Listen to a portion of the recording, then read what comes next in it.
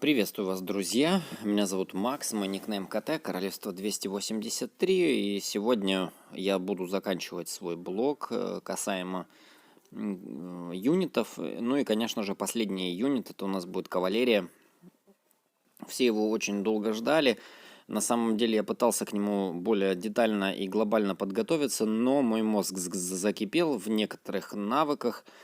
И рассказать о них четко и понятно я, к сожалению, не смогу, поэтому не судите строго. Я просто попытаюсь объяснить, каких юнитов бьет кавалерия, на что она вообще способна и какие, в принципе, у нее есть навыки. Друзья, ну а сейчас подписывайтесь на канал, ставьте лайки, пишите свои комментарии и садитесь дальше, продолжайте смотреть ролик. Поехали, давайте разберем о вообще наших юнитах. Давайте подытожим. Значит, мы разобрали пехоту, мы разобрали осадное орудие, лучников и кавалерию. Мы выяснили, что лучники это юнит, который бьет хаотично. В основном он бьет всех, кроме пехоты. Осадные орудия у нас целенаправленно бьют по пехоте и после чего переключается на кавалерию. Пехота у нас юнит, который имеет защитный формат, который принимает на себя урон, и формат атаки, который уничтожает кавалерию. По последним отчетам и вообще видео разным реально уничтожает. Ну а сегодня мы разберем кавалерию, на что она способна и кого бьет. Поехали! Друзья, в каждом ролике я разбирал 4 юнита. К сожалению, в этом видосе я разбирать не хочу 9 уровень кавалерии, потому что я считаю ее бесполезной. Она имеет хорошую атаку, слабое здоровье, среднюю защиту и, в принципе, она просто гибнет, если ее вставить в сборы, либо в соло, поэтому максимум, что я могу сказать, у них есть прикольный навык, битва за ресурсов, битва за точку и, в принципе, все. И также у них есть там штурмы и все такое прочее, но данный юнит, он не интересен, он не работает даже при хороших молитвах. Поэтому мы стартанем с 10 юнита. Это кавалерия. Я вообще просто обожаю данную кавалерию. Она мне очень нравится, потому что у нее есть прикольные навыки. Она не является самым сильным, но могу сказать, что это, наверное, юнит самый хитрый. Поехали. Разберем навыки. При каждом нападении есть 36% шанс атаки, еще 5 единиц и нанесения 126% урона. По факту получается, что есть всего 36% шанс. Я говорю всего, потому что это не 50 и не 51. 36% шанс нанести еще 5, нанести атаку 5 единицам дальнего боя. Почему? Потому что кавалерия бьет по дальним войскам. Соответственно, в чем в вашем замке больше находится осадных орудий, либо кавалерии, а именно, например, осадных орудий 9, 10, 11, 12, 13, тем больше кавалерия нанесет урон и повреждения. То есть она будет атаковать еще дополнительно 5 ваших юнитов. Когда люди говорят мне о том, что мы делаем подушку из разных видов войск, вот на именно эти виды войск кавалерия и отвлекается, а это именно осадные орудия. Уклонение. Здесь есть шанс избежания урона от тех же самых лучников и от той же самой пехоты. Ну и так же, как и от осад. То есть, если, например, взять на примере лучников, когда лучники стреляют, так сказать, из своего лука, и у них есть навык, который поражает 5 дальних целей, это хаотичная стрельба. Ну, как мы разбирали, хаотичная стрельба.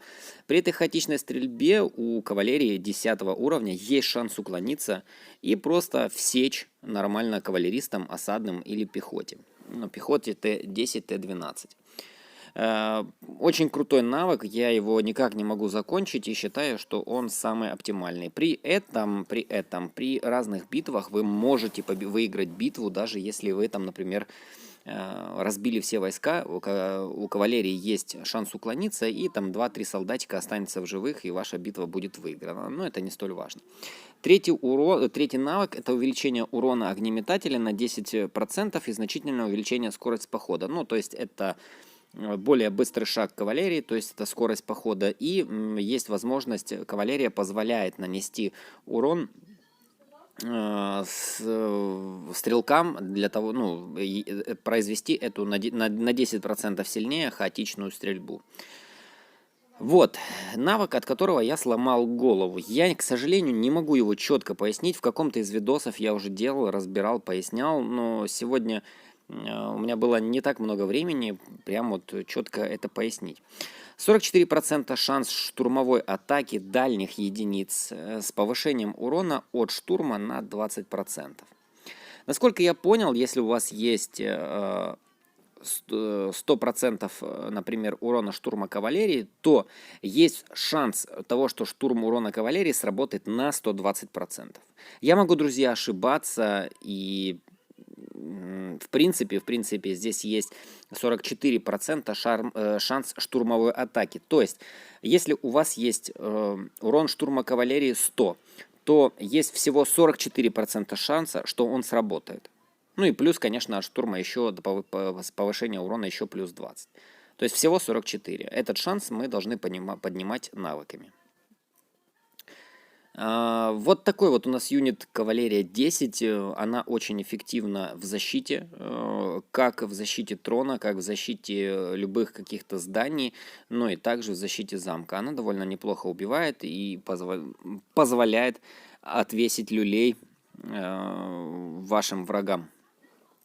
11 уровень кавалерии. Я, к сожалению, им никогда не пользовался, только сейчас я начал их потихоньку подмаливать и прокачивать, и попробую вам сегодня объяснить, как оно работает.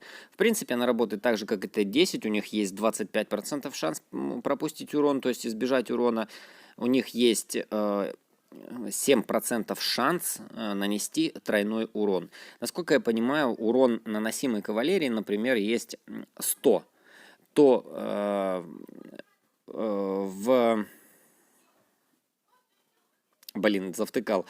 то есть всего 7% шанс, что тройной урон, это будет 300% урона нанесет кавалерия. Беспорядочный огонь.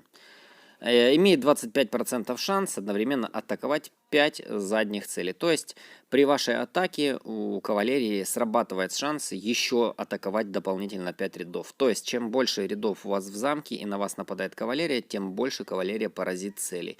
Но это может на самом деле, если вы используете как можно больше осадных орудий в своем замке, кавалерия отвлекается на них, и ваши вульжмены, либо 13-я пехота, не помню, как ее называют, может сыграть и отвесить пездиков вашей кавалерии. Т-12 кавалерия, одна из самых мощнейших в атаке, но слаба в здоровье. У нее есть вот такой навык продвинутый беспорядочный огонь. Я сейчас перейду в молитвы, и мы там их разберем. Какие навыки имеет данная кавалерия.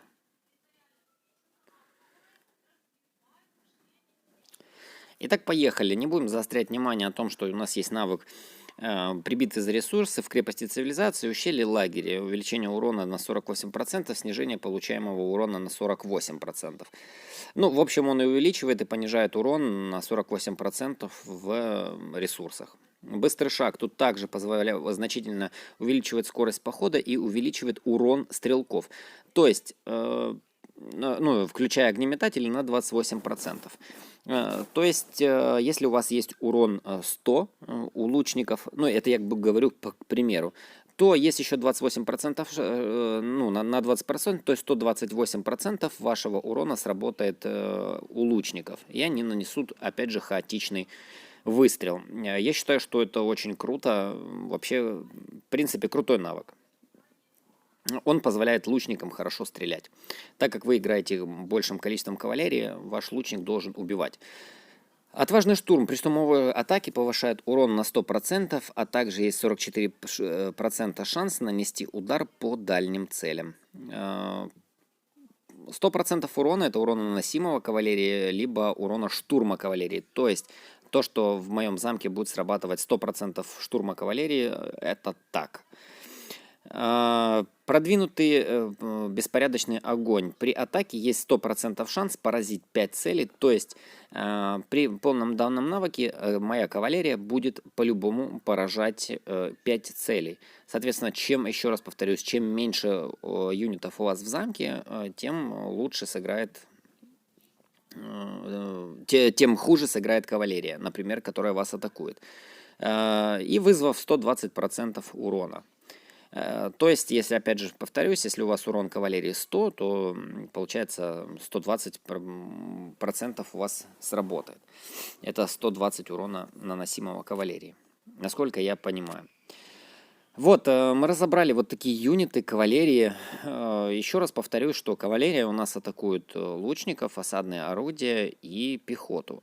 То есть у нее нет четкого понимания, навыка, цели. У нее есть в основном задние ряды, но когда мы атакуем, например, замок, в котором остались только лучники, конечно же, мы будем больше использовать осадные орудия, так как осадные орудия именно нацелены на пехоту. Вот. Ну, либо же использовать лучников, которые... нет, лучники, нет, пардон. Либо же также использовать кавалерию и осадные орудия, дабы поразить пехоту. Вот, друзья, подытожу в том, что мое мнение все-таки нужно как-то пытаться не соло-атаки, а в сборах комбинировать свои войска, и если они у вас имеют нормальную прокачку, у вас они имеют нормальное там продвижение, и, в принципе, если они у вас имеют какие-то там супер какие-нибудь прикольные навыки. Ну, молитвы под 50, а то и 75. Также у нас есть в науке цивилизации, это ну, вообще в целом, в драконорожденных есть вот такой вот навык благословения. Это увеличивает урон навыка рыцаря Пегаса. Я точно не помню, либо это урон наносимой кавалерии, либо это все-таки штурм наносимой кавалерии. Я обязательно изучу и об этом вам сообщу. Но в каком-то из роликов я уже это снимал, просто забыл. Не забывайте использовать графему для, если вы играете кавалерией, например, это «Упавшие небеса». Она имеет урон кавалерии, стрелков и пехоты. Ну, плюс бонус к атаке лучникам. Сейчас я вам покажу маленький отчет. О нем я не буду делать никаких выводов. Этот отчет был исключительно тестовый. Вчера я бил товарища из Альянса Z. Попросил укрепить, я попросил укрепить намного больше войск, но, к сожалению, несколько человек меня просто не услышали, не увидели моего письма, ибо в нашем королевстве продолжается срач. Сейчас я покажу вам показатели своей атаки. У меня был небольшой урон, я не одевал ни сапоги, ничего. В общем, вот такой вот у меня поход. Мой дракон синий вообще не сработал. То есть... не убил ни одного солдата. У меня сработала значит, пехота 11 уровня. У меня сработала кавалерия 10, да и в принципе, как вы можете посмотреть, что каждый юнит у меня отработал. И здесь я запихнул вот именно эти 10-е осады, потому что я рассчитывал, что соперник, хоть и опять же говорю, здесь скреп небольшой, засунет в подкреп пехоту. Как видите, пехота 11, она не сыграла.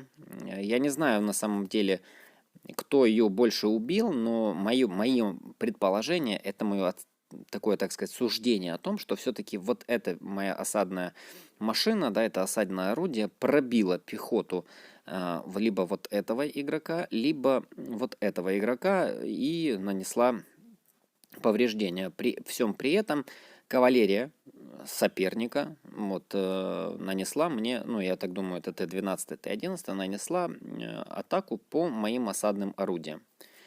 Они сгинули, пока мои осадные орудия отвлекали его кавалерию. Моя пехота немножко подсадила, и тут же, так сказать, 5 дальних целей поразили и грифоны, и 10-я кавалерия, 11-я и 12-я. Если так обратить внимание, то Т-12 пехота убила 220 тысяч, кавалерия 220 тысяч, но сгинула. Сегодня я буду проводить тест в более таком жестком формате. Я попросил 2 ребят, которые реально там на порядок сильнее меня. И, конечно же, я буду сегодня бить в них. Вот мне осталось 2 часа до этого навыка. И я сделаю максимальный поход, который я смогу сделать, и буду их колотить. Ядрить, колотить. Вот так вот, друзья. Надеюсь, я оправдал ваши ожидания в объяснении, как работает кавалерия, какие юниты они бьют. Мой вам совет все-таки пытайтесь комбинировать ваши войска, особенно если вы играете командой, если вы играете сборами. Мне кажется, что как минимум 6-7 линий должно составлять в походе. Меньше нет смысла. Одной кавалерии играть очень грустно и скучно. Ну и мне кажется, что если мы замолим, интересно, там лучников, осадное орудие, мы дадим по сраке игрокам. На данный момент я, кстати, вот хотел показать, я перебросился вот в таком формате, и сегодня я буду долбить в новый навык, я 12 очков вложил, буду сегодня бить ребят в креп именно с осадами, и хочу посмотреть, как сработают вот эти 20% урона, и на герой еще дополнительно 20%. Ну, а в общем-то размусоливать не буду.